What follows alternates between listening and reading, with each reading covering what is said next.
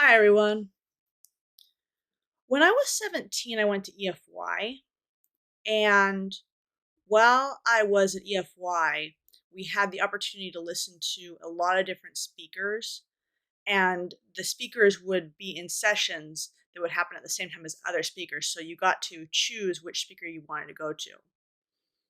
And by the end of the week, everybody knew that the cool guy to listen to was Brad Wilcox. I had listened to one of his speeches earlier in the week, and I thought that he was fun and engaging. He was definitely different from the other speakers. And so I tried to go to one of his speeches on the last day that they were giving speeches, and I couldn't get in. There were way too many people trying to get in. So I ended up in another session listening to somebody else in the same building. Then, when that was over, I could have had the opportunity to listen to him right after that because they were funneling the people who had tried to get in at first and couldn't into the next session with him.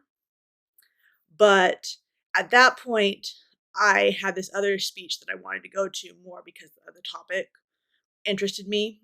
So I was trying to get to that speech instead, and that was more important to me. So I left the building instead and walked out. And there was a huge line of people going all the way back from that building back to the Wilkinson Center who just wanted to see Brad Wilcox and who obviously would not be able to get in to see him. So that was my first experience with Brad Wilcox. Now, when I went to BYU, I think I heard him speak a couple more times. I think the first time was at my introduction to BYU special class that I did. And another was some special meeting that was in the DeYoung concert hall, I think. Um, and I don't remember very much about those speeches. I certainly don't remember very much about the first speech that I heard him do. I think in the first BYU speech that I heard him do, he used the rock in a hat comparing to a cell phone analogy. And in the second BYU speech I heard him do, he talked a lot about the importance of church camps like EFY for the youth. And so I remember him talking about that. But that was basically what I knew about Brad Wilcox. I knew he was fun and engaging. I knew he worked with the youth a lot. And I knew he could make fun analogies about the church. Then when I started getting on Ex-Mormon, I did at one point see a thing of Brad Wilcox where he was talking about how people who leave the church, the light goes out of their countenances. And people were commenting about how messed up they thought that was. But I could see, well, okay. Of course he thinks that. You know, he's a member of the church, and that's what members of the church have been taught. So, of course, he's going to see that in people who leave the church because he's been taught to see that, right? So, that was everything I knew about Brad Wilcox up until Monday night. Because on Monday night, I get on Ex-Mormon Reddit, and he's all over the place. And I don't know why at first, because I can only read the comments. I'm not actually watching the video clips. But finally, I watched one of the video clips, and I'm going to play the relevant part for you now. How come the blacks didn't get the priesthood until 1978? What's up with that, Brother Wilcox? What, Brigham Young was a jerk? Members of the church were prejudiced? Maybe we're asking the wrong question. Maybe instead of saying, why did the blacks have to wait until 1978? Maybe what we should be asking is, why did the whites and other races have to wait until 1829? So that is a clip of a speech he gave on Sunday that apparently went viral. And watching it, I felt like I could see what he was getting at. And what he was getting at didn't surprise me at all, because essentially it's one of the standard arguments to defend the priesthood ban. It is the argument that God is not obligated to give the priesthood to any particular group of people at any particular time. He's withheld the priesthood from different groups throughout history, right? So that didn't really surprise me, and I was a little surprised that that was what was blowing up ex-Mormon Reddit. So then I saw that Brad Wilcox had made a public apology, and I'm going to read his apology for you now. So here's what he says. My dear friends, I made a serious mistake last night, and I am truly sorry. The illustration I attempted to use about the timing of the revelation on the priesthood for black members was wrong. I've reviewed what I said and recognize that what I hoped to express about trusting God's timing did not come through as I intended. To those I offended, especially my dear black friends, I offer my sincere apologies and ask for your forgiveness. I'm committed to do better. And that's really interesting to me because when I first read that post, it was clear to me that Brad Wilcox was apologizing more for how he said what he said than for actually what he said. And I was like, what do you think would have been better if you had said things differently? Because you're still defending the priesthood ban. You know, you still are defending it. So do you think that things would have been better if you had said things differently? And that was the issue here.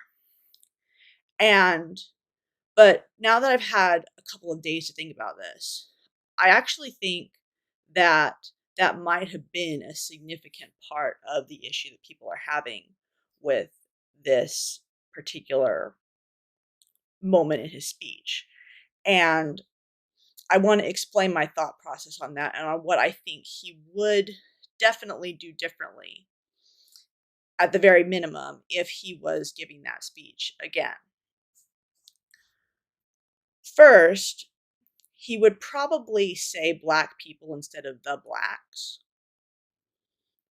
Second, rather than saying maybe we're asking the wrong question, he might say maybe that's not the only question we should be asking. Because when you say maybe we're asking the wrong question, you make it sound like all the other times when the priesthood was restricted from certain people were important, but that particular time when it was restricted from certain people wasn't important. Saying maybe that's not the only question we should be asking is kind of like saying maybe we shouldn't just say Black Lives Matter, maybe we should say all lives matter, right? Saying maybe we're asking the wrong question is like saying, well, maybe we shouldn't say Black Lives Matter. Maybe we should say all lives that aren't Black lives matter. So you can argue about how much better the first one is than the second one, but one of those things is clearly better than the other. And I think that he could have made it better by saying it that way. But now I'm going to get into why I think the actual thing he was trying to get at still doesn't work. And I think it doesn't work for three reasons. First of all, the priesthood bans, if you want to call them that, throughout the history as the church sees it, are different. And they result in different problems for people. The first situation, if you're going from a chronological standpoint, was that only the Levites could have the priesthood, right? The second situation was that only the Jews could have the priesthood. Third situation was that nobody could have the priesthood. And fourth situation was that everyone except Black people could have the priesthood. All right? Well, here's the thing. If you are in a disadvantaged group, but it's the majority, that is not nearly as bad as being in a disadvantaged group when you're in the minority. Because when you're in the majority and you're in a disadvantaged group, you can tell yourself, okay, well, I'm just a normal person. I'm not a special person, but I'm just a normal person. And that's okay. When you're in a disadvantaged group that's the minority and you're being told that that's what God wants, then you're not normal. You're less than normal, right? So that's a lot worse than not being a Levite in Old Testament times.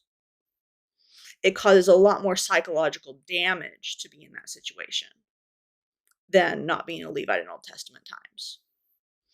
And the priesthood ban for Black people is the worst of those situations by far, just looking at it from that perspective. Then you can compare it to nobody having the priesthood at all during the Great Apostasy. And those people, they didn't even know or weren't even sure that they needed something that they didn't have, because they, if they were in the time of Catholicism, thought that either they had the priesthood or that other people around them had, the authority from God to do what God wanted done. And then the Protestants, they weren't even sure they needed that. And so it really wasn't the same kind of situation as knowing that something is necessary and then knowing that you cannot have it. So not the same kind of situation at all. And that's why this comparison doesn't work. The second reason it doesn't work, and particularly in the case of the Levites in the Old Testament, is because in the Old Testament, I believe that there could be prophets from outside the Levitical priesthood line. So it's not just a priesthood ban in the modern day Church of Jesus Christ of Latter-day Saints. It's an authority ban. It's a ban on being one of the only legitimate authority figures. And that makes it worse than just a priesthood ban. Third reason why this doesn't work is that the priesthood ban isn't actually the worst part of what was going on, because the priesthood ban is connected to the temple ban, which I believe is worse. Now, I don't know it's worse because I haven't experienced both. I just haven't been able to have the priesthood, so I know how that feels. But I know, just from what I think about it, that this would probably be worse to not be able to go to the temple at all. Because if you can't go to the temple at all, you can't have your marriage be eternal and you can't become like God. And those are both very, very serious things not to be able to do in a situation where everybody else can do them. And so, in my opinion, that's actually way worse than not being able to hold the priesthood. So, yes, I don't think that this analogy explains what was going on at all. But I do think that it is a common defense tactic, a common method of defending the ban that members use. And so I'm not at all surprised that Brad Wilcox used it. But now that I've explained my thoughts on that, both my problems with how he said what he said and what he actually meant, I would like to know just what you all think.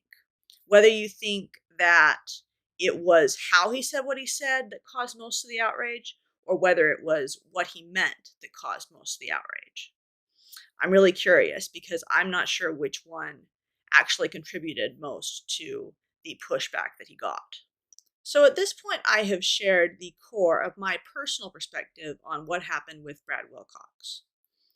However, I also want to share another perspective that is more relevant than mine and different from mine, because I think that this is important, and also it shows a couple of things that I want to talk about.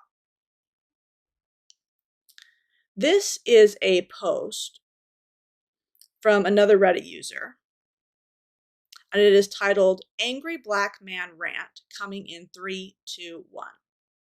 And it says, among other things, "Screw you, Brad Wilcox. Don't you ever refer to me or my people as the blacks. Who the F do you think you are, you racist piece of shit? Why didn't the blacks receive the priesthood until 1978?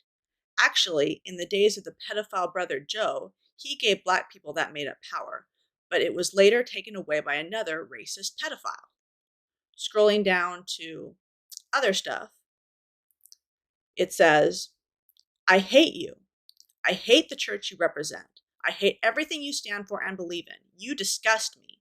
And those who know these things also disgust me. I hate you for making me feel like I wasn't good enough because my skin is black and crying when I could not scrub off my black skin. I hate you for making me feel like I was less than white people and that I was not good enough to marry a white woman and feeling like the only way I could save my children was by giving them less than black skin.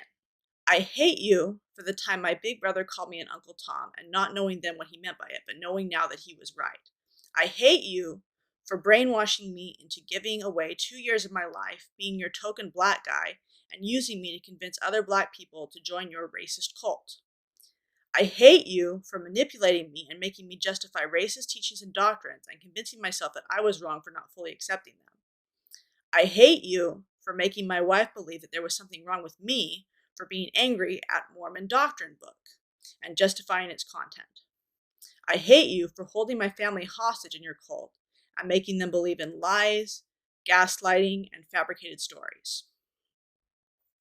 And that is, I think, the strongest part of the post. But I wanted to share it because it's a different perspective from mine and it's more relevant than mine. And I think it shows something very important, which is that Brad Wilcox, even if you're taking the most charitable view of this situation, clearly has no idea of the damage that this ban and the temple ban are still causing, even though they have ended. Because from other things in this post, it looks like this person was born after this ban ended. All right? But this person still felt that way. So there have to be people who are still in the church right now who are still feeling bad that they can't scrub off their black skin. All right? That's bad. That's still going on. And I don't think Brad Wilcox had any idea of that when he made that comment. I also don't think he had any idea of what it is like to feel like you are less than somebody else because of something that you cannot change, to feel like God has declared you to be less than somebody else because of something you cannot change. And see, my perspective is different than that perspective, partly because I actually have a little bit of a vested interest in believing that Brad Wilcox isn't a bad guy. All right? But even though I would like to believe that he is at least sincere in what he believes, he's not actually making that easy for me. Because yesterday, it came out that he has been saying the exact same thing that he said in that speech for years. There is post after post of past videos of him saying the same stuff in the same way. But in his apology, he said, I made a mistake last night. Well, it's not a mistake if you've been saying it for years and years the exact same way. It's not a mistake you made last night. It is a calculated decision. And so although I would like to think he's sincere, this makes it kind of hard for me to do that. Now you might ask, why didn't I put out this video until now? Well, it's because I was busy and I didn't have time to watch Brad Wilcox's whole talk. I wanted to watch the whole talk for a couple of reasons. First, to make sure it wasn't taken out of context what he said. And second, to make sure that he didn't say anything that was worse. And so I listened to the whole talk. And all that did for me was confirm what I had thought originally, which is that yes, this is part of the standard defense of the priesthood ban that I thought it was. But I do think the talk is worth listening to if you want to get into more of Brad Wilcox's mindset on this and other issues. And so I suggest that people go to Understanding Mormonism with John DeLynn in order to find uploads of every part of the talk if they want to listen to the whole thing. So that's really all I have to say, except to ask again, do you think that the main problem here was how he said what he said, or that he defended the priesthood ban in the first place? Let me know in the comments. And hopefully, if you like this video, you'll like it and consider subscribing. I will probably make another video about Brad Wilcox's speech in general because he said a lot in it that I think is worth talking about that wasn't the most viral. So if you want to see that, please subscribe, and I'll see you all next time. Bye.